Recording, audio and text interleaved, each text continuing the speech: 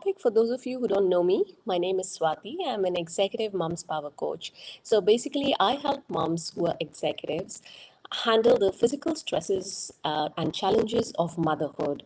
Now, this could range from a weak pelvic floor to a poor posture to back pain, neck pain, etc. The usual challenges that come from being a mom and that to a working mom. Alrighty, so getting back into our topic, does your back feel locked in one position? So I once met this friend who told me he had excruciating back pain. And how it all started was he was just starting out with yoga. He had done a few weeks of it, so he was quite comfortable with it. However, what happened was he started doing his yoga and he got into a bit of advanced yoga, and the position was particularly challenging, so he had to exert himself, like bend forwards a lot more than what he was used to, and he could not come back up. So he was basically locked in that position. Every single niggle or even little bit of movement that he tried led to an excruciating pain in his back and even shooting down into his legs. So he called me, and when we spoke, it was quite a painful condition. So the first thing I told him was to go to a doctor and get some painkillers. Now, if you ever happen to be in this situation, what can you do and why exactly does this happen? There's not just one, but three causes, common ones that I'm going to talk about. Okay. So the very first one is if you have a sprain or a strain in your back. I know that sounds pretty simple for this sort of an excruciating pain. However, if you have a severe muscle spasm, it can lead to very severe pain. If you have a strong muscle spasm, it can lead to a very excruciating and severe pain in your lower back.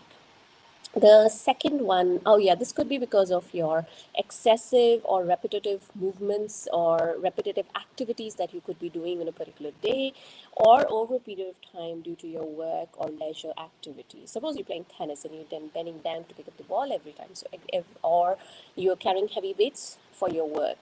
So that could be an example. And basically, the stresses build up in that area and the muscles get into spasm.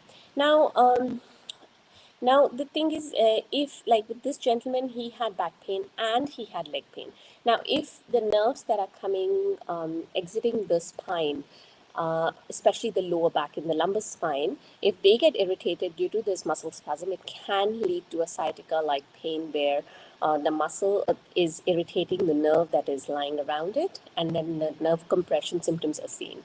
All right, the second one is a facet joint issue. Now, facet joints are basically the two joints on either side of the spine on every single level.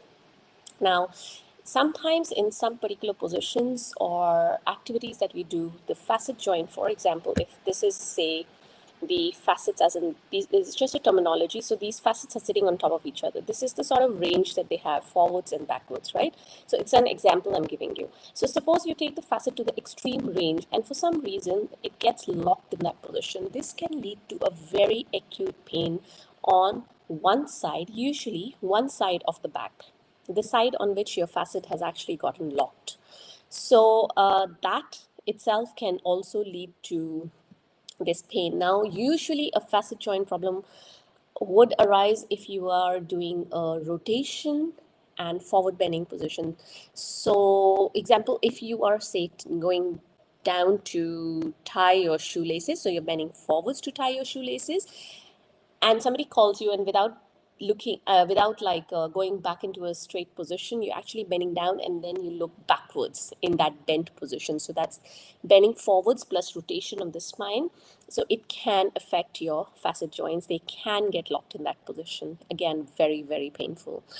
Thirdly, it can be, I'm just looking at my notes here. Thirdly, it can be because of a disc issue. So if you've got a herniated disc, commonly known as a slip disc, if you have a slip disc, what happens is the disc, suppose, protrudes out to one particular side and it starts to irritate the muscles in that area or the nerves in that area. It'll again give you that feeling of, oh, if suppose you have a disc issue and you're bent to the right and you feel, oh, this is really painful, obviously you'd like to bend over to the opposite side to give yourself a bit of relief, right? So your back feels like it is locked in that position and you can't go back to neutral or to the affected side.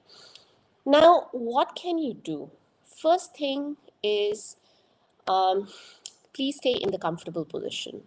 You can always go back to check if you have overcome this problem, and you can try and slowly get to neutral, that is to a neutral position, to check if you're getting better. But try not to stay in that position for too long if it's painful. So basically, avoid the painful condition. So rest it out in the most comfortable position.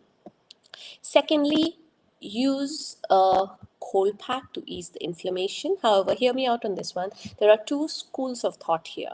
One says you should use a cold pack to ease the inflammation in the area. The other one says you should use a hot pack to release that muscle spasm. Now, obviously, when you just get that problem, you don't know whether it's because of a disc, is it because of a muscle spasm, is it both of them that can come together. Go by what feels better for you. See if a hot pack feels better or a cold pack feels better. If you want to know more details about the hot pack and cold pack debate, because that's a very common question that I've heard people asking, go to my YouTube, and there is a video on there, and you can have a look at the details there. But for now, I would say go with what feels good for you. Now, the third thing is, please do go to a doctor and get a muscle relaxant or a painkiller. It will definitely help you. Okay. And you don't want to do a lot of massage in the area. If you like to put the pain relief gels, just or creams, just do a light massage in the area. You don't want to press on any structures. Yeah. Another thing is, it is a very natural reaction for all of us to hold our breath whenever we are in pain. So it's like I get some painful stimuli and I go, and I hold my breath, right? That's very natural. But what happens is, when you hold your breath, there are a lot of stresses on your back, especially your disc and the surrounding area. Try to breathe as normally as you can, especially when you're doing those movements which are painful, which anyway you should avoid, but if you do. All right. Then the last thing I wanted to say was, in the long term, this is obviously not short term when you've just got the pain, but in the long term, look at the muscle imbalances. There might be a few muscles that you need to strengthen, because after all, these muscles are the ones that are supporting your spine all around, right? And the problem is in your spine. That is why your back feels locked. So, these 4 or 5 points that I told you, the fifth one obviously being more long term, but the first 3 points plus go to a doctor to get some medication for this. Uh, Try these, and it's not an easy condition. It does take a few days to settle down, and it can be very, very painful.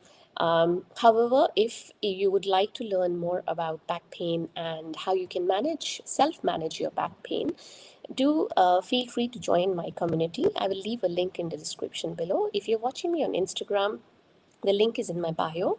And for the rest of you, I'll leave a link in the description of this video. Alrighty, guys, take care, and I will